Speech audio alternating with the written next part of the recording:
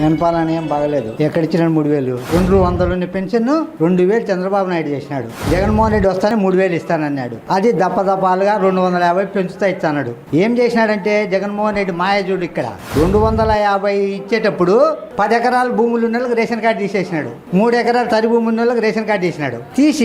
అవి తీసి వీళ్ళకి తగ్గినాడు. మళ్ళా 2,500 ఇచ్చేటప్పుడు 300 కరెంట్ యూనిట్ వచ్చిన రేషన్ కార్డు తీసేసినాడు. వాళ్ళ పెన్షన్లన్నీ కట్ అయిపోయినాయి. వాళ్ళకి సర్దినాడు.